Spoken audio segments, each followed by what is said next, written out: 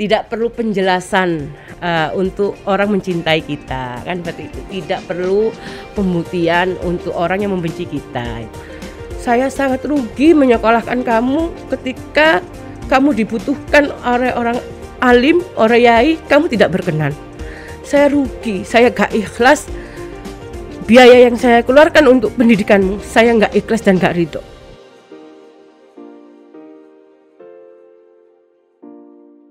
Assalamualaikum warahmatullahi wabarakatuh. Selamat datang di Rumah Cerita, tempat kita berbagi cerita dan inspirasi. Teman-teman sekalian, saat ini kita kedatangan tamu yang luar biasa, yang sangat luar biasa. Beliau adalah perempuan inspiratif yang merupakan salah seorang pejabat publik di kota Surabaya, yaitu Ibu Kamelia Habibah. Selamat datang Bu Kamelia Habibah. Ini saya panggilnya apa Bu? Panggilnya boleh ibu, boleh mbak, boleh ning, asal jangan cak. Oke. Mas boleh berarti ya? Boleh. Ibu Kamelia. Ya, Kamelia Habibah. Ibu Kamelia Habibah, panggilnya Ibu Kamelia. Atau Mbak aja biar kita lebih akrab. Boleh. Panggilnya Neng, Mbak. Boleh. Bebas, ya. Bebas ya, asal kan jangan tadi tuh, cak. Iya, oke. Beliau ini teman-teman, beliau ini merupakan wakil ketua DPRD Kota Surabaya, sekaligus Ketua Fatayat Kota Surabaya. Luar biasa sekali. Bisa Bu, mungkin diceritakan. Ya, sebelum perkenalan nama saya, boleh saya kasih satu pantun pembuka? Boleh, 10 juga nggak apa-apa Bu. Boleh 10 ya, oke deh kalau 10. Makan sayur asem di siang hari. Wah, Assalamualaikum wong ayunan berseri. Waalaikumsalam. Tersapu-sapu terkiu gitu ya. Assalamualaikum warahmatullahi wabarakatuh. Para pemirsa podcast cerita Rumah Cerita. Kalau di sini ada Rumah Cerita, kalau di tempat saya ada Rumah Cinta. Waduh. Itu ya. Rumahnya dipenuhi cinta. Rumahnya dipenuhi cinta untuk masyarakat. Seperti sebuah nama saya, karena nama itu adalah doa ya. Betul. Doa dan harapan dari orang tua, makanya saya dikasih nama Kamelia Habibah. Habibah itu artinya kekasih. Kamelia itu ambil dari kata kamilan yang artinya sempurna. Mudah-mudahan saya bisa menjadi kekasih yang sempurna bagi warga kota Surabaya. Berarti bukan kayak lagu itu Kamelia gitu. GAD ya. Dan saya bukan pejabat publik, saya hanyalah seorang pelayan masyarakat dan pelayan umat. Mudah-mudahan pelayanan ini juga bisa membuahkan kemaslahatan untuk warga kota Surabaya. Amin. Berarti asli Surabaya Bu ya? Asli Surabaya, makanya Lebaran setiap ditanya teman-teman atau kerabat-kerabat, Lebaran pulang kampung enggak? Saya kepingnya sih pulang ke kampung halaman, cuman lupa halaman keberapa gitu loh. Karena nggak punya kampung halaman gitu. Di Surabaya enak dong di Bu. Di Surabaya, jadi juru kuncinya Surabaya ya. Ngirit ya. Iya, nggak menghabiskan. Nggak harus nyiapkan bingkisan-bingkisan orang desa ya. Enggak. Kalau mbaknya pulang kampung? Saya pulang Tiap hari saya juga pulang. Oh gitu ya. Iya. Enggak. Bisa Bu, mungkin latar belakang pendidikannya Ibu gimana? Ya, saya terlahir dari sebuah keluarga yang sangat sederhana di ujung Surabaya, yaitu di daerah Pasar Pabean. Yaitu dekat Sunan Ampel.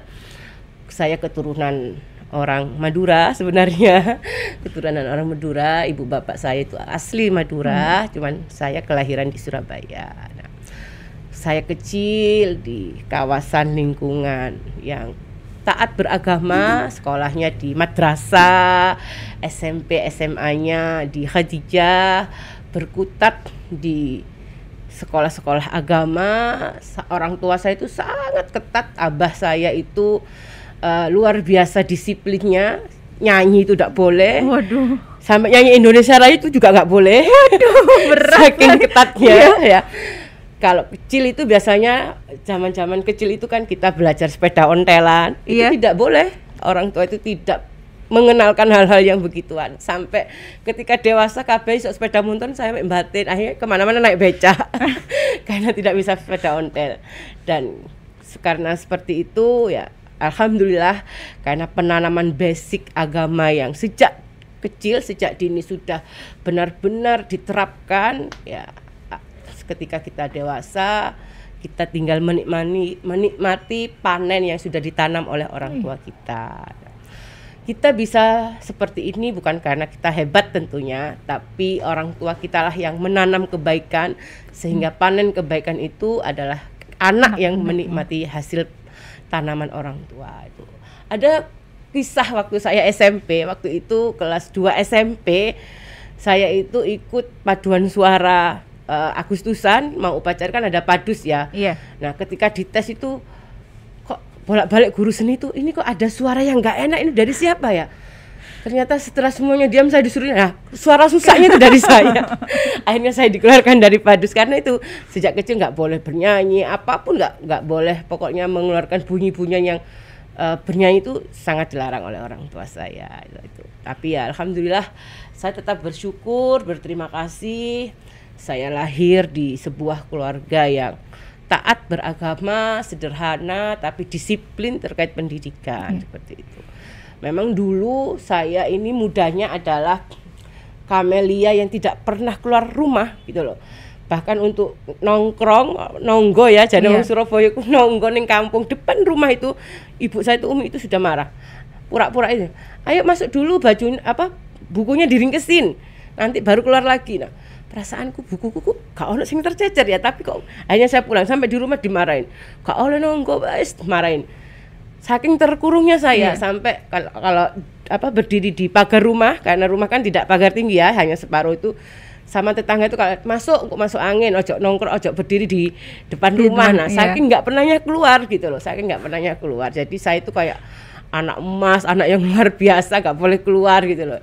Ketika kuliah saya diajak aktif di organisasi IPPNO waktu itu, karena saya ini tertantang, halah anak emas ini nggak mungkin lah mau gelesotan gombol arek kampung. Nah, akhirnya di sana saya ini tertantang, enggak lah iso. Nah, ketika saya iso ikut aktif pertama rakernya IPPNO kecamatan, saya di sana ikut pertama kan raker di luar kota ya, naik kereta dari Indoplaza sampai Malang itu berdiri, nggak nemu tiket duduk. Oh iya, kereta dulu Bu ya. Kereta zaman dulu ya, ada ya. Sudah enggak, itu berdiri. Waduh, ini ujian berat ini. Pertama itu saya langsung seperti itu, tapi saya menikmati. Nah, tapi itu diizinkan Bu ya? Diizinkan karena itu NO, Abah betul, karena itu bernuansa NO, Abah itu akhirnya mengizinkan saya ikut kegiatan IPPNO. Nah, berawal dari kegiatan IPPNO, akhirnya saya karena usia itu masih usia dalam masa mencari jati diri ya, mencari jati diri, mencari aku ini apa ya, akhirnya aktif IPPNO. Nah, orang tua bingung. Yang umi saya itu tiap hari tukaran sama Abah. Iki anak wedok kok dijarno, sing katanya umi saya ke Abah, katanya Abah, gak apa-apa belajar kendel. Nah, dari situ akhirnya saya berproses terjun aktif di sebuah organisasi IPPNO sampai kuliah saya pedot. Nah, aktivis itu ada dua hal yang gagal ya. Yang harus dipilih oleh seorang aktivis itu dua hal. Kalau enggak cintanya yang gagal, pendidikannya yang gagal. Nah, kebetulan cinta saya aman. Cinta saya aman, yang gagal itu adalah pendidikan. Nah, pendidikan saya gagal karena saya sering bolos, uang kuliah ini sering tak buat naik taksi, karena saya gak bisa sepeda motoran. Jadi kemana-mana akhirnya naik taksi ya, naik bemo panas, naik taksi. Padahal kalau ingat bagaimana perjuangan untuk bisa kuliah di Ubaya itu kan luar biasa ya, apalagi saya adalah anak pertama yang bisa kuliah gitu loh. Di dalam keluarga saya itu saya adalah cucu pertama, anak pertama yang kuliah ya. Jadi suatu kebanggaan yang luar biasa, kuliah di universitas ternama di Surabaya dengan proses tes yang luar biasa, tapi saya pedot di tengah jalan. Saya waktu itu sangat bersalah gitu kepada orang tua saya, karena saya ini bukan lulusan ya, tapi jebolan gitu. Karena lulusnya gagal. Nah, tapi berkah lain saya mendapatkan jodoh di PPNO. Jadi suami saya ini adalah pengurus IPNU juga. Jadi ya itu tadi, aktivis itu kalau nggak cintanya, pendidikannya yang gagal. Kalau cintanya menang, pendidikannya yang kandas gitu. Saya di DO di Ubaya, waktu itu saya ambil Fakultas Psikologi. Kenapa saya ambil psikologi? Waktu itu harapan saya itu pupus ketika SMA kelas 2 naik ke kelas 3 itu kan ada kejuruan ya. Iya. Cita-cita sejak kecil itu kepingin jadi dokter. Jadi dokter karena ingin mengobatin orang atau apa itu ya. Ketika naik kelas 3 saya masuk kejuruan IPS, pupuslah harapan untuk menjadi seorang dokter. Ketika lulus ketika lulus SMA, saya ngenangan maneh, walah anake wong Madura iki paling dilungkas dikawinno. Jadi sudah tidak ada harapan lagi untuk jenjang pendidikan yang tinggi ya. Akhirnya saya ambil jurusan psikolog karena untuk bekal pendidikan anak-anak saya, tentunya dengan psikolog ini bisa belajar bagaimana psikiater anak, perkembangan anak. Awalnya itu di sana. Kenapa saya pilih psikologi? Ternyata Allah takdirkan jalan hidup saya yang lain. Saya harus menghibahkan tenaga saya, menghibahkan pikiran saya untuk Nahdlatul Ulama. Berarti waktu itu nikahnya umur berapa, Bu? Nikah saya agak terlambat sih, umur 26-27 kalau nggak salah. Agak terlambat ya. Asik berorganisasi ya. Ya, untuk organisasi. Untuk ukuran anak perempuan Madura usia segitu itu sudah terlambat, sudah menjadi omongan-omongan betul saudara-saudara ya gitu. Karena saya juga merasakan itu, Bu. Sudah merasakan ya. Lingkungan saya itu Madura. Padahal saya juga enggak yang saya masih 24 waktu itu nikahnya, tapi semuanya sudah kasakus ya, sudah pada heboh ya. Iya, betul. Tapi alhamdulillah abah saya itu meskipun beliau adalah pikiran yang kuno ya, pikirannya kuno, tapi untuk urusan pendidikan anak, abah saya ini sangat strength gitu loh. Ketika saya masih usia SMA, waktu itu saya ingat betul, ada biasa ya kalau orang Madura ini menjodoh-jodohkan itu kan wis biasa ya gitu loh. Ada saudara itu yang meminang saya, nanti kalau sudah lulus SMA tak pek mantu gini. Nah, abah saya itu marah gitu.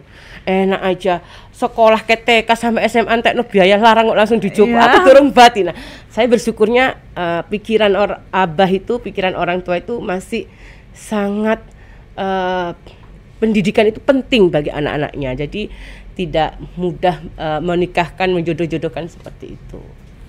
Lalu Bu, dengan orang tua yang luar biasa seperti itu, kemudian Ibu mengambil langkah politik. Ya, bagaimana tanggapan beliau pertama? Langkah politik ini seperti yang saya sampaikan tadi ya, bahwa keberhasilan kita itu adalah bukan kehebatan kita, tapi adalah karena tanaman orang tua kita.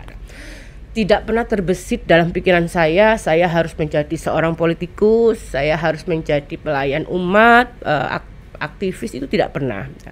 Jadi ketika saya aktif di PPNU pure, saya hanya mencari kesibukan saja. Ada dunia yang baru yang selama ini saya hanya fokus dengan buku-buku.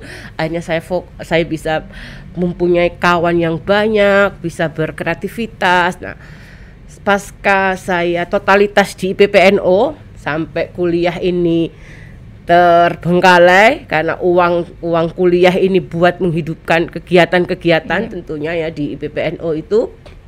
Nah, setelah saya haji, waktu itu haji tahun 2005, saya haji, terus pulang haji 2006 itu saya menikah. Setelah menikah saya putus kegiatan aktivis itu, saya hijrah ke kota sebelah, ke Sidoarjo. Kota sebelah ke Sidoarjo. Jauh sekali Bu ya. Jauh ya. Saya menggeluti dunia usaha di sana. Saya menggeluti dunia usaha karena abah sudah faktor usia ya, sakit-sakitan. Saya menggantikan abah ngurusin usaha di Sidoarjo. Nah, pas waktu itu bulan Syakban, sebelum bulan Syakban memang ada beberapa utusan dari kiai besar di Jawa Timur itu mengirim utusan untuk menyampaikan pesan kepada abah saya bahwa minta anaknya untuk dijadikan caleg waktu itu tahun 2004. Waktu itu abah itu memberi nama adik saya yang diberikan kepada yai untuk bisa menjadi kontestan di pemilu 2009, bukan 2004, 2009. Ternyata beliau tidak berkenan, justru meminta anak perempuan. Nah, Anak perempuan sayalah yang disebut sama beliau. Padahal saya ini tidak pernah sowan ke kiai tersebut, tidak pernah bersilaturahim, juga tidak pernah nyantri di sana.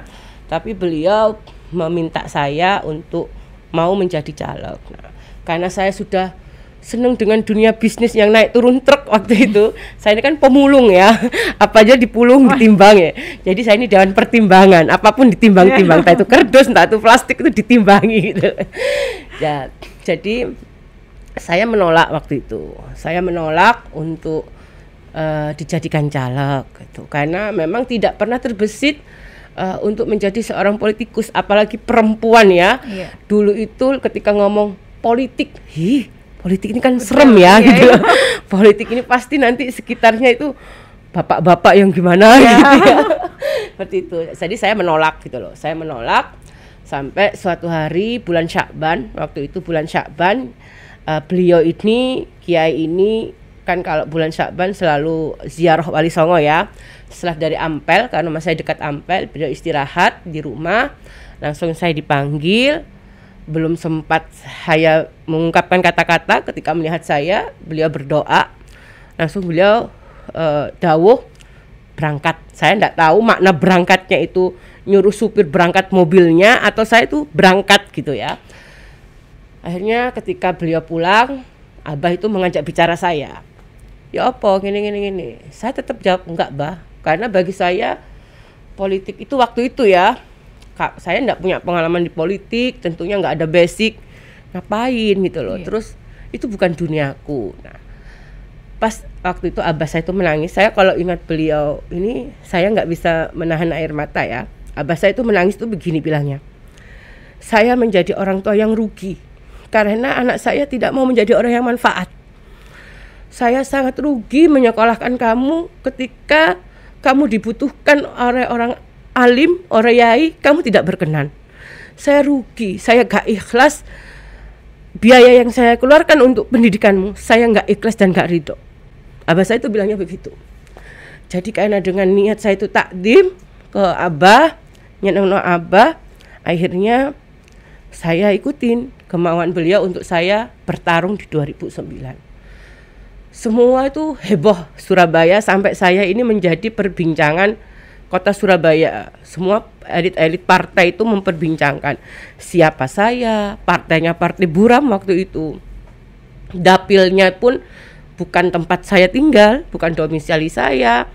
Wes intinya itu tidak mungkin saya itu bisa lolos gitu loh ya, tidak mungkin. Tapi karena sebuah karomah bagi saya, satu adalah doa orang tua, yang kedua adalah karomah kiai yang luar biasa. Beliau itu adalah salah satu pahlawan nasional. Kiai ini putranya Kiai As'ad Syamsul Arifin. Jadi beliau adalah Kiai Khalil As'ad Syamsul Arifin yang meminta saya untuk saya bersedia untuk menjadi politisi, kontestan di 2009 lewat partai PKNU. Dan yang luar biasanya adalah hanya satu-satunya perempuan, sudah perempuan satu-satunya yang lolos di PKNU waktu itu dari partai itu cuma saya seorang diri gitu loh. Semuanya heboh. Ya sekali lagi ini bukan saya, tapi ini adalah orang tua saya. Saya hanya pesan Abah saya itu tadi, lahirlah menjadi orang yang manfaat dimanapun kamu berada, dan manfaat itu tidak harus besar, lingkungan sekitar pun yang penting bisa memberikan manfaat. Jadi ketika Abah saya meminta saya sambil menangis, tentunya karena saya juga punyanya suami ya, saya harus minta izin kepada suami gitu loh. Apakah suami ini bersedia membagi diri saya untuk masyarakat gitu loh. Dan suami itu meridhoi, berarti ya, sehingga dalam perjalanan seperti ini berubahlah saya yang tadinya anak santun, anak manis, berubah drastis seperti sekarang yang harus tengah malam ketika bersama suami di kamar, tengah malam ada telepon warga meninggal, saya harus keluar. Ya sudah biasa, karena komitmen di awal sudah kita sampaikan bahwa Habibah yang sekarang bukan punya kamu, tapi Habibah yang sekarang adalah miliknya masyarakat secara umum. Luar biasa sekali. Itulah cerita bagaimana saya terjun di dunia politik. Jadi bukan saya yang mau, tapi saya yang diminta untuk menjadi seorang politikus seperti itu. Berarti bukan karena balas dendam Bu ya, dulu kecilnya nggak boleh keluar sekarang. Enggak sih, enggak. Tapi lebih kepada quality time ya. Menutupi kekurangan yang beberapa waktu lalu tidak bisa aktif, sekarang ya totalitas seperti itu. Iya, beberapa tadi itu sebenarnya tadi saya baca artikel tentang Ibu. Oh iya. Iya, saya baca artikel tentang Ibu yang waktu awal-awal pandemi Bu memutuskan untuk menjadi relawan pemulasaran jenazah COVID, di mana waktu itu banyak sekali yang menolak. Banyak sekali yang mau aku daripada aku beresiko.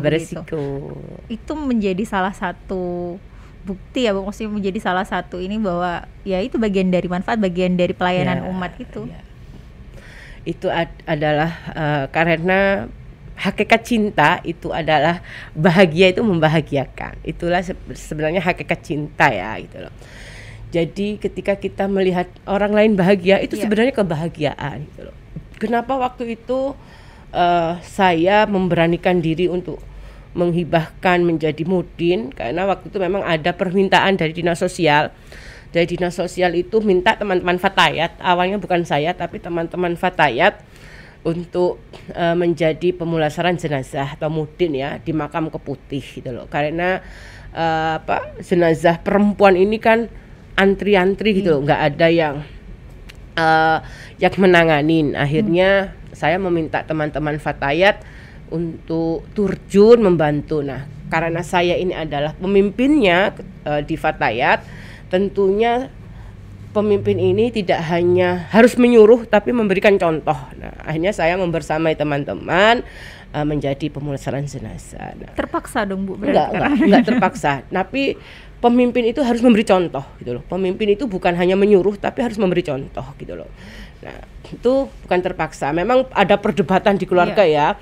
Umi saya ini kan komorbid, punya diabetes dan sudah tidak keluar rumah. Memang ada perdebatan dari suami ya. Suami menyampaikan ke saya itu begini, kamu sehat, Umi belum tentu.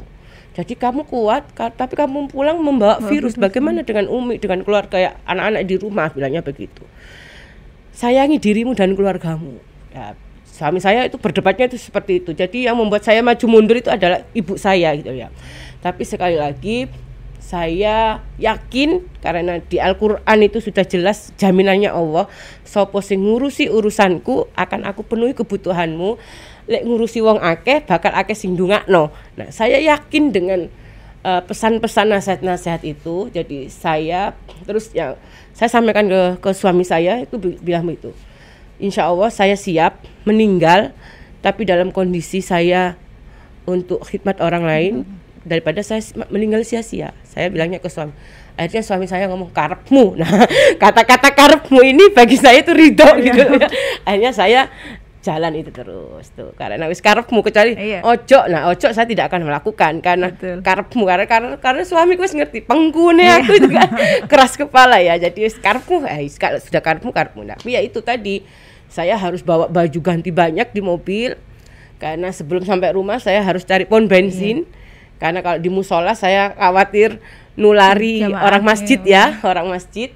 Jadi saya harus cari pom bensin untuk mandi, ganti baju di pom bensin baru saya pulang seperti itu. Dan dilakukan terus-menerus karena kan sehari waktu awal-awal kan nggak cuma 1-2 kan Bu? Itu banyak Mbak. Kenapa saya terpanggilnya?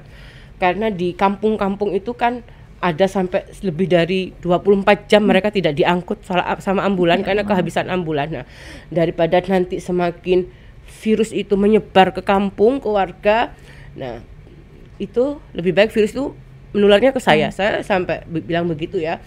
Karena saking crowdednya waktu itu. Jadi di rumah tumpukan, di ambulan di pelataran makam itu juga antrian luar biasa. Waktu itu sampai pernah sehari itu tembus 50 jenazah di Rumah Sakit Dr. Sutomo tidak mampu mengatasi pemulasaran sampai manggil teman-teman Fatayat seperti itu. Saking crowded waktu itu. Ya, dan itu juga orang-orang masih ada aja yang bilang COVID tidak ada. Nah, itu salah. Alasan keduanya itu adalah memberikan pelajaran kepada konstituen saya ya. Kalau tadi itu saya harus terjun karena saya adalah memberi uswah untuk pengurus Fatayat. Yang kedua adalah saya ini memberikan pesan pesan kepada konstituen, karena Surabaya Utara ini dapil saya kayak masyarakatnya ini apa ya? Ya wes wangel lah, angel pokoknya, angel tuturannya. Jadi ketika saya itu keliling ke kampung-kampung, ke RW, Pak jaga prokes, Pak halah Bu, gak ono corona iku apa meneh wong bangsaku itu kan angel ya. Wes namanya masker itu paling dinggo kalau kelihatan ada Satpol PP nang pasar baru maskernya dipakai. Kalau enggak pakai masker. Nah, dengan video pemulasaran jenazah Covid saya terjun langsung. Ini kan kita putar videonya, kita share bahwa ini loh ada. Corona itu benar-benar ada dan nyata. Itu akhirnya masyarakat sedikit mulai menjaga prokes, bahwa benar-benar ada, tercecer ambulan di mana-mana. Baru mereka sadar bahwa oh iya ya corona itu. Secara tidak langsung saya memberikan edukasi, memberikan bahwa ini loh corona iki ono, benar-benar ada masyarakat ya. Itulah cerita tahun kemarin. Mudah-mudahan pandemi segera menjadi endemi. Masih lanjut sampai sekarang, Bu? Masih lanjut sampai sekarang? Untuk pemulasaran? Iya. Sebenarnya saya ini mudin juga sebelum ada corona ini juga beberapa kali menjadi mudin di kampung ya, kalau ada walaupun orang meninggal. Jadi politisi tetap. Insya Allah selama tidak ada mudinnya saya siap menjadi mudin cadangan. Masya Allah. Saya melakukan itu sejak saya belum menikah. Luar menjadi biasa mudin sekali. Di kampung saya ya. Kalau sekarang biasanya kan orang-orang itu pandangannya untuk politisi itu sudah tanda petik apapun yang dilakukan itu jadi pencitraan gitu. Pernah nggak Bu ada yang bilang gitu, pencitraan? Pasti tentu tidak semua hal yang kita lakukan diambil positif sama orang lain ya. Tidak perlu penjelasan untuk orang mencintai kita, kan seperti itu. Tidak perlu pembuktian untuk orang yang membenci kita. Itu pasti ibarat menanam sebuah padi, pasti tumbuh rumput ilalang di sekitarnya. Itulah kebaikan. Kalau kita melakukan kebaikan, pasti ada iri, hasut, itu pasti. Gitu. Tergantung bagaimana kita menyikapi. Kalau saya no reckon you, no reckon you. Tapi memang sekarang ini kan orang ngomong halah serba di foto, serba di video kan seperti itu. Alah pencitraan. Ngaji di video. Memang sekarang sudah zaman IT gitu loh. Memang sekarang sudah zaman IT. Pesan-pesan yang kita sampaikan ya lewat IT juga gitu. Dan itu memang untuk tuntutan perkembangan zaman Bu ya, tidak bisa bukan karena kita politisi, yang bukan politisi pun tetap ya ada yang upload ngaji, ada yang upload berbagi sudah gitu zamannya kan. Sudah zamannya sudah seperti zamannya. itu. Dan orang-orang ngomong alah iki pencitraan, enggak apa-apa. Kadang-kala kan kita perlu pakai handbody citra ya. Bukan endorse ya. Yang penting kan handbody-nya jangan terlalu banyak supaya enggak licin ya. Ya Allah. Sudah senang biasa sekali sama Ibu hari ini tuh, ya Allah. Vibes-nya itu menyenangkan gitu loh. Gitu ya. Sama jenengan itu. Ini belum lagi minum es kopi ya, sudah senang ya. Aduh. Masih lama loh Bu, ini saya masih lama ini loh. Sekarang berapa menit? Iya, itulah saya berharap banyak perempuan yang mau terjun ke dunia politik, karena yang memikirkan nasib politik itu adalah kaumnya gitu loh, perempuan itu sendiri. Bukan kita menafikan bapak-bapak ya, tidak.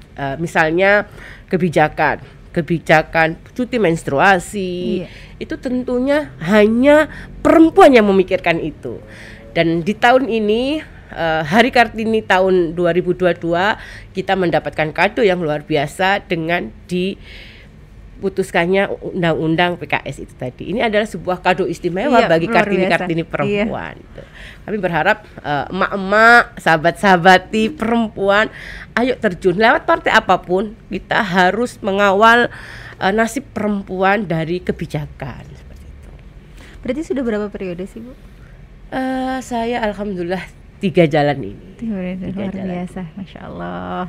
Dulu waktu saya kecil itu karena ayah saya politisi, jadi saya itu pernah bermimpi menjadi seorang harus politisi. Melanjutkan ini. Sekarang berat kalau sekarang. Enggak. Asalkan kita ini tidak di dalam hati misalnya mau aktif di sebuah organisasi, belum ditarget. Saya nanti harusnya jadi ini. Jangan, kita mengalir aja seperti air. Tapi pikiran memang harus ada muara ya, tapi jangan terus dilandasi kepingin iki, nanti jadinya nggak lancar jalannya gitu. Tapi haruslah perempuan-perempuan, apalagi anak-anak muda ya, anak-anak muda ini harus banyak mewarnai dunia perpolitikan Indonesia, khususnya Surabaya. Kita lihat kebijakan-kebijakan muda ini jarang mendapat ruang, jarang mendapat menampung ya. Kalau kita melihat Musrenbang aja ya, Musrenbang itu adalah musyawarah rencana pembangunan skala kota ya.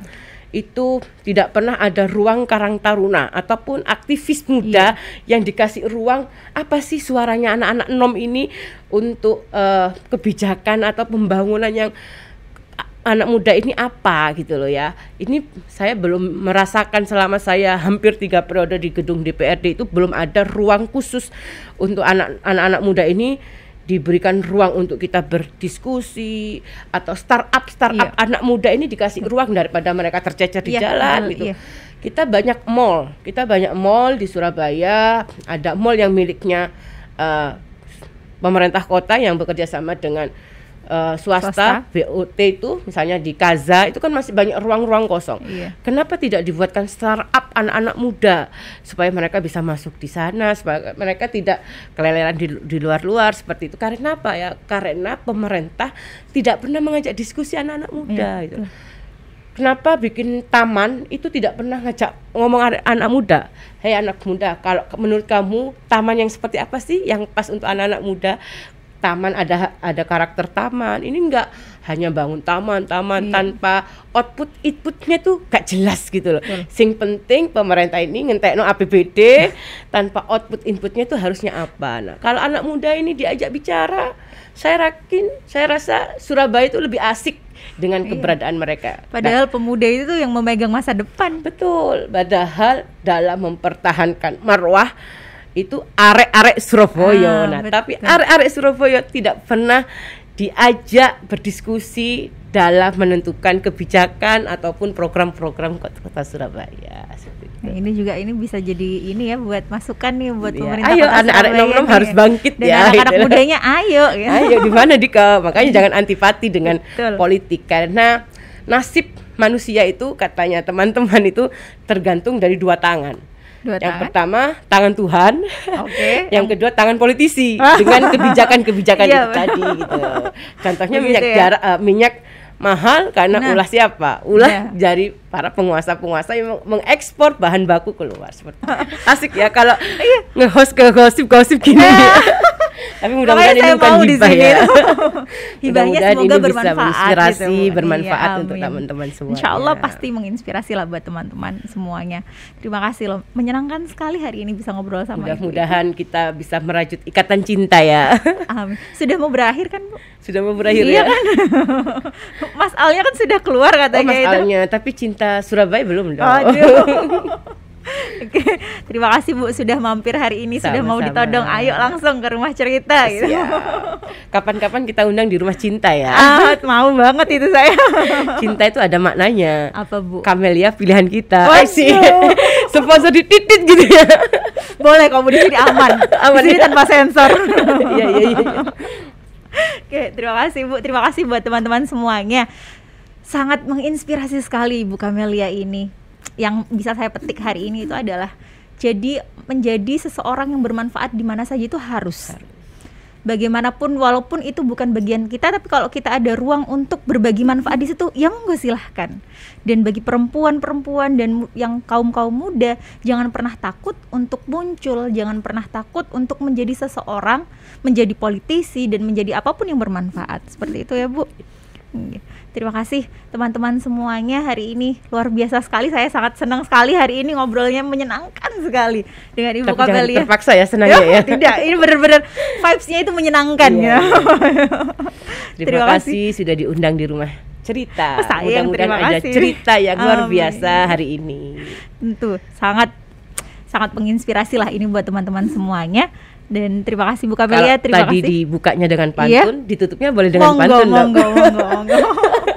Ini kayaknya kulaan pantun ya. Biasanya soalnya sering jual diri kan di masyarakat, jadi banyak pantun gitu. Iya.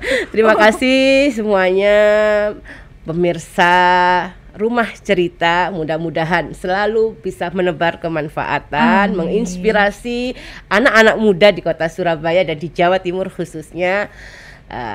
Tetap menikmati, tetap melaksanakan ibadah puasa 2 hari lagi kita sudah meraih kemenangan. Mudah-mudahan keberkahan, kemuliaan Ramadan bisa kita dapatkan.